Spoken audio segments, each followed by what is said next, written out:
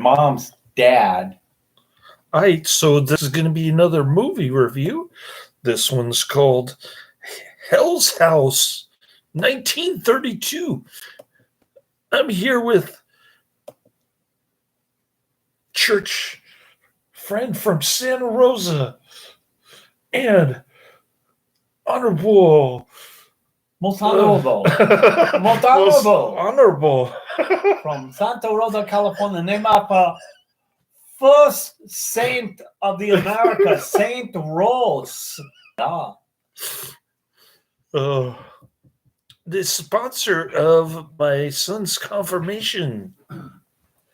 Should we repeat that in Australian for our Australian speakers?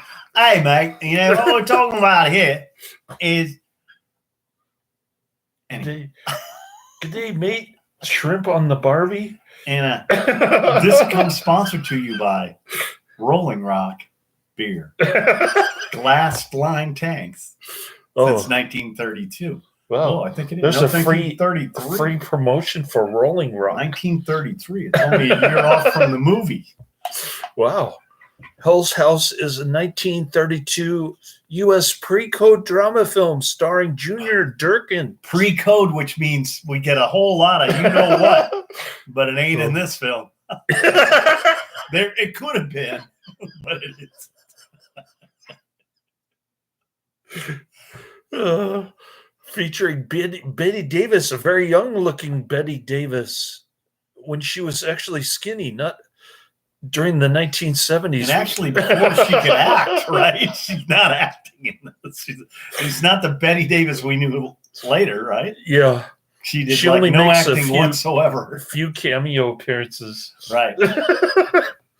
And directed by Robert Higgin.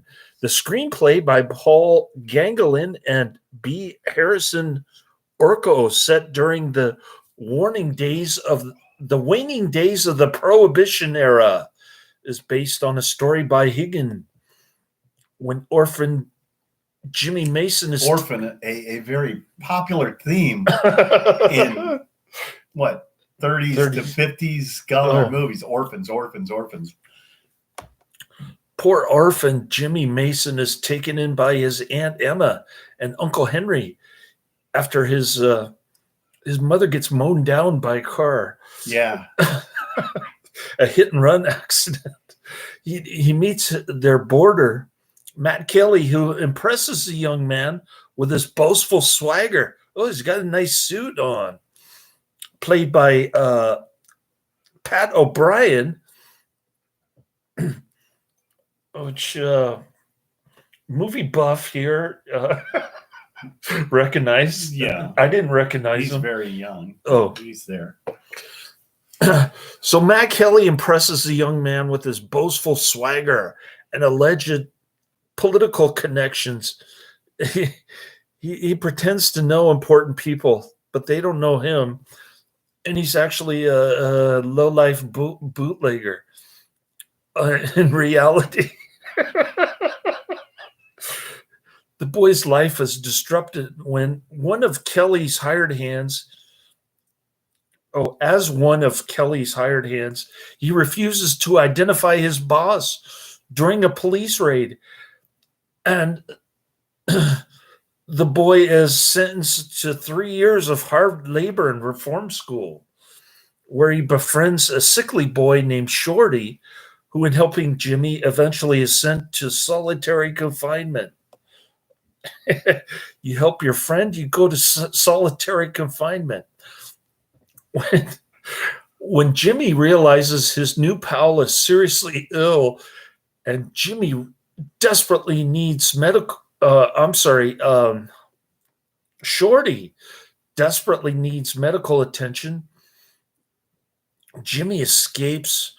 Jimmy goes to Kelly and Kelly's girlfriend, Peggy Gardner, played by Bette Davis and her bulging eyeballs.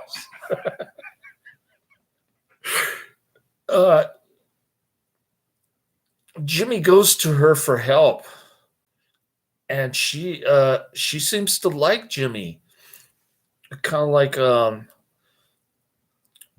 younger brother, but Jimmy has other ideas.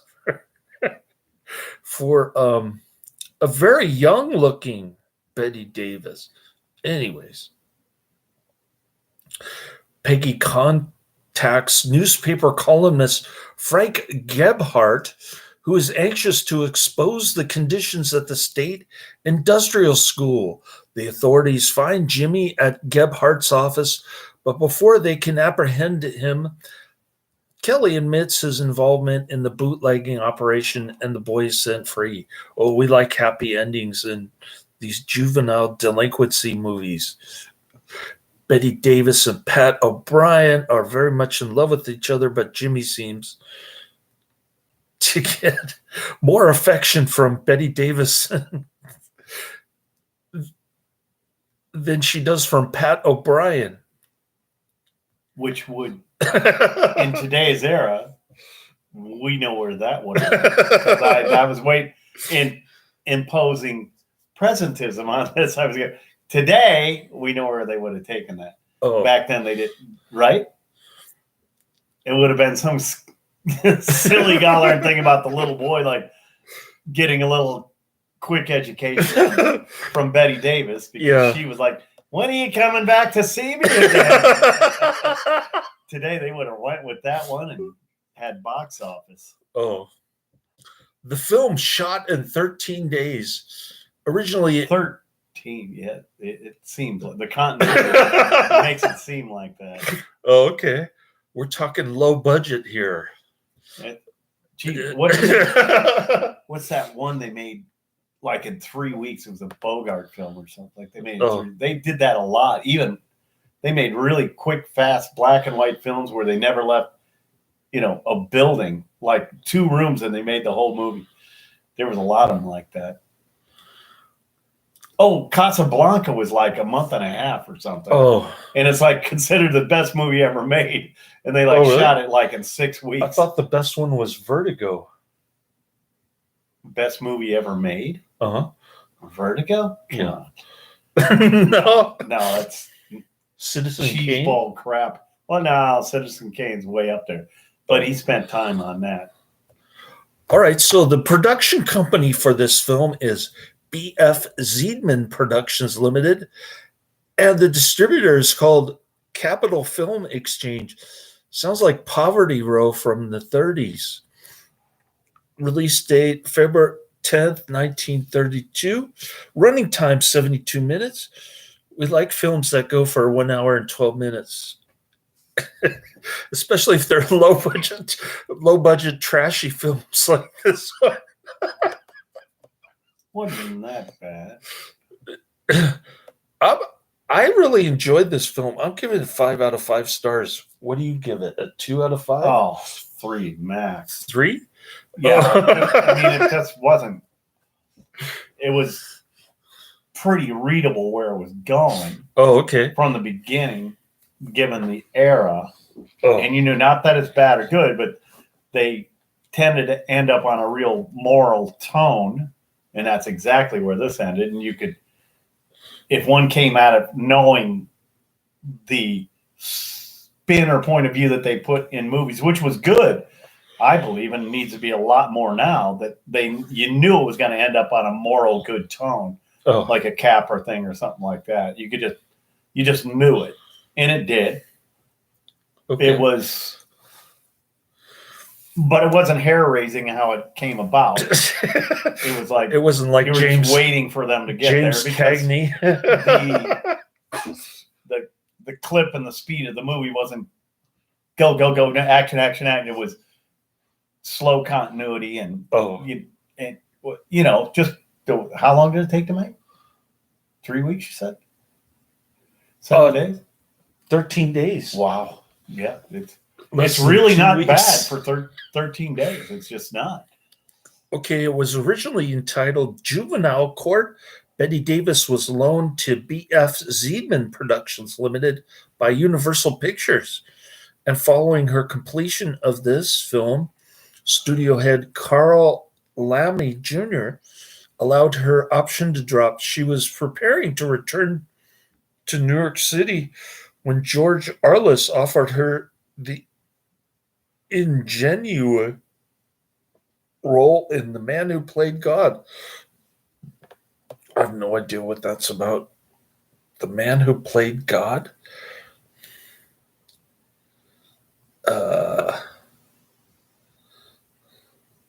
Really? Is that where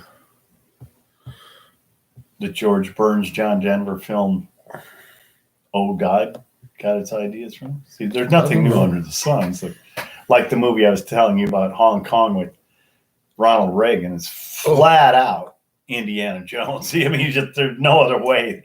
That it didn't come out of nowhere, and we tend to see these newer movies and think, well, wow, that's great new.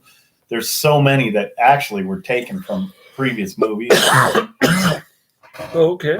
improved upon because of technology, or sometimes not so improved upon. Like, I think Mutiny on the Bounty, I think there's 3, right? You got Mel Gibson, then you've got Charles Laughlin, right? Yeah. And then Charles Laughton? Yeah, was one. And I mean, 3 separate movies. And then the earliest one, which I probably think was the best, was Clark Gable, and can't remember his name because he was excellent as Captain Bligh. I can't remember his name right now, but really perfect. Captain Bligh, perfect. Okay, in his review in the New York Times, Mordaunt Hall observed the attempt to pillory reform schools is hardly adult in its attack, but it has a few moderately interesting interludes. The direction of this film is old-fashioned. Pat O'Brien gives a forced performance. Young Durkin's playing is sincere, and likewise that of Bette Davis's Peggy. I thought the acting was decent in this one for a low-budget film. Yeah. All right, Hill's House, 1932. It gets a pretty decent 8 out of 10 on IMDb. I like that scene where he's playing with bricks. That was pretty good. Anyways, movie poster isn't that great. It's just a blue background of Bette Davis and Pat O'Brien getting more intimate than the actual film itself. Yeah. And drew people to go, oh, we should try this one because it's a romance. Which would be halfway the sex scene back then. Oh, okay. Yeah, because you didn't do that. You know what I mean? If they alluded to something like that then, it was much stronger than them, like, you know, and post World War II, things were way more risque. But here, that was risque. I believe at 32, it was really like, oh, well, let's go watch this and what was their option for entertainment? Radio. That's it. So the way they proposed something on the poster for the movie itself could really have an effect on how many people want to see it. I'll bet you 5 to 20% more just because of what was exposed on the movie poster for them to walk by and go, should we watch this? Because they didn't have reviews. They didn't have, you know. Well, it says Hell's House with Bette Davis, Pat O'Brien, Junior Durkin, and Junior Coughlin. Junior Coughlin sounds familiar. A Human Symphony for All Ages? Hell's House, 1932, 1 hour, 12 minutes. Pretty decent, 5.8 out of 10 on IMDb, which is closer to his rating. I'm giving it a 10 out of 10. 1,000. 10 out of 10? Yeah. 1,000. I thought you mean it was that darn good? Yeah. Yeah, it was enjoyable. But a 10? Yeah. Wow. 10 seems like one of the best movies I saw. Check it out. Yeah. I'd say it's one of the better films from this era. Jimmy idolizes bootlegger Matt, and when he refuses to implicate his friend, he's sent to reform school. He befriends Shorty, a boy with a heart condition, and Jimmy escapes to let the world know about the brutal conditions. Oh, he's going to tattle on that evil reform school. More like this. Uh, Bad Sister. The Cabin in the Cotton, Waterloo Bridge, and So Big. Great country. Jimmy Mason idolizes bootlegger Matt Kelly, who is dating Peggy. Unwilling to squeal on his idol, Jimmy winds up in a cruel reformatory where a newfound friend is dying from abuse. Jimmy escapes to report the abuse. Matt and Peggy help him once he has escaped. That's the storyline from Ed Stephen on IMDb. Stephen at cc.wwu.edu.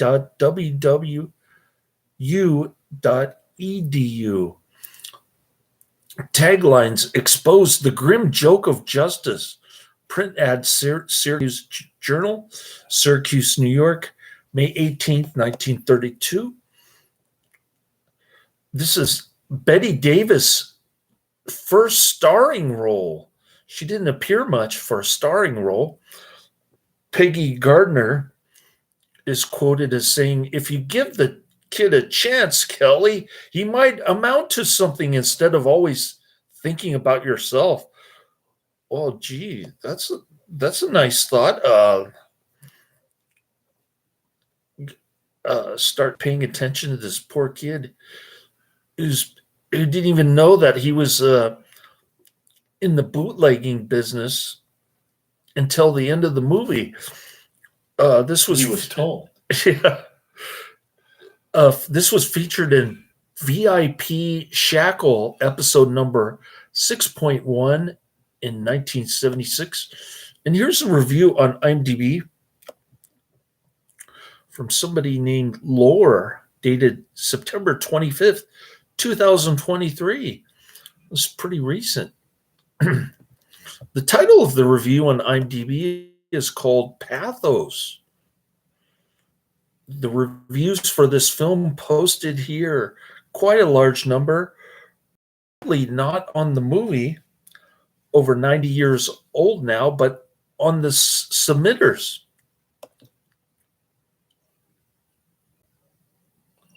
Oops.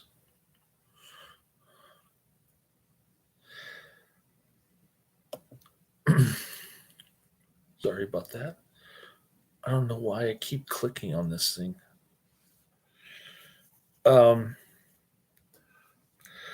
They take a high-handed tone as if the movie had been shot recently, comparing it to current budgets, techniques, sensibilities.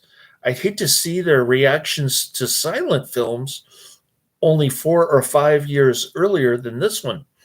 Silent era pathos was a formidable approach to movie making 100 years ago, from Chaplin to Borzage, and a surefire way of captivating an audience. The simplicity of Hell's House is aiming for pathos is its strength, not a weakness, and its lack of flashiness in camera work or other techniques is because it's not an all-star big budget picture or a musical extravaganza. I truly enjoyed the simplicity, the unaffected performance by Junior, who resembles a young Sean Penn. Really? The immense charisma bursting from stars Pat O'Brien, perfectly cast as the glad-handling con man, and just starting out Bette Davis balances the downbeat subject matter. Director story writer Howard Higgin makes his point on prison reform school subset here, without sensationalism While obviously today's audience is looking for an exploitation movie approach a la Reefer Madness. One sidelight, the young Betty Davis is a dead ringer, no pun intended, for current porn starlet Chloe Cherry. Who in the heck is that? An amazing resemblance. Who is Chloe Cherry? We don't know porn starlets on this I channel. don't know any. How am I supposed to? I don't need a porn star. An amazing resemblance. I had it noted even after seeing dozens of Cherry's videos, probably because of my. Dozens of person listen to dozens of a porn star. Now we know what this guy does before he goes to bed. He hangs out with Cherry with his porn starlet Chloe Cherry on the television screen. Probably because in my mind's eye, I imagine Davis with her kind of iconic look years later in her career. I guess we're talking about 1970s. I don't know. Chloe's star quality has served her well, as she is one of the rare actresses to make a name for herself in the mainstream via Euphoria and social media after being pigeonholed in the still looked down upon porn industry. So Still, she kind of is what it is. Get a girlfriend. So the porn star became a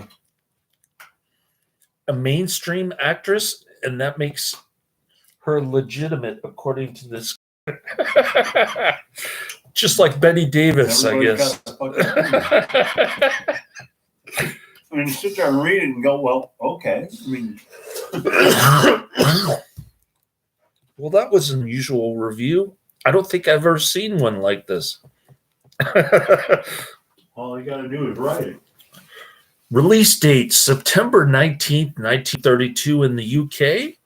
Country of origin United States. Language English. Also known as Juvenile Court. Filming locations Tech Arts Studios, 5360 Melrose Avenue, Hollywood, Los Angeles, California, USA. Production company BF Ziedman Productions. And runtime 1 hour 12 minutes. It's in black and white, glorious black and white, of course. Aspect ratio 1.37 to 1. Wow, Avenger 6 says, "Hey brother, cool hat guy. Is that his real name? I'm dying to know." Oh, he likes your Avenger 6 likes your hat. Wow. His real name is Terrence. Actually, I think that's his name. Stetson. Terrence, like the Roman playwright, that no one knows. Yeah. All right, people from different places. We are universal.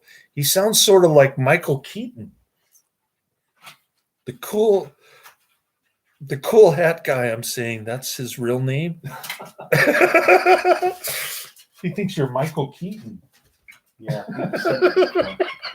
That's a compliment. All right. Well, that was fun. Let's go down the pike and see what's on my movie list. My tribute to there's people watching live. Yeah, they're in the chat room. They pop up from time to time. I've got Avenger 6, and then there's Adrian, and then there's Karate Man. Adrian and Karate Man are from Australia. I don't know where Avenger 6 comes from. He just pops up in the chat room from time to time, like once a week. Never mind an Australian or a Greek person. Great people. Oh, really? Oh, yeah. And I've known a lot of them. I think Adrian drinks a lot of beer. Not as much as me. But he He must have gone off the wagon because he's not making as many typos these days. All right. So we got movies list. Here we go. Sorry, I should have pulled this up earlier. Well, nice chat with you, Vinger 6.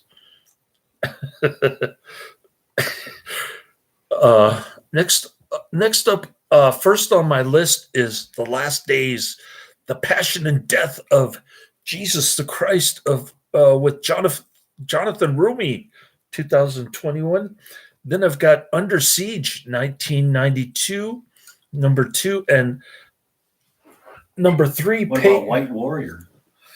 Pagan Island, 1961. White Warrior.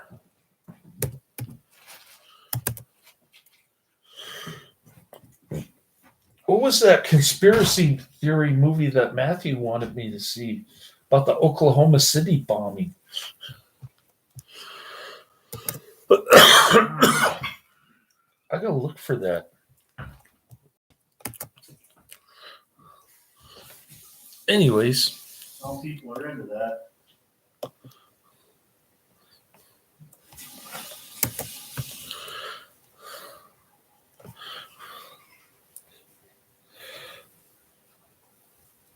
Matthew is into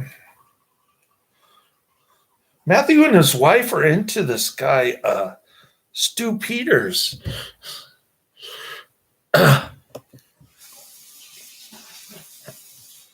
Well, anyone's allowed to do whatever they want to do, of course. But He's kind of I just kind of go, it's spilled milk, isn't it?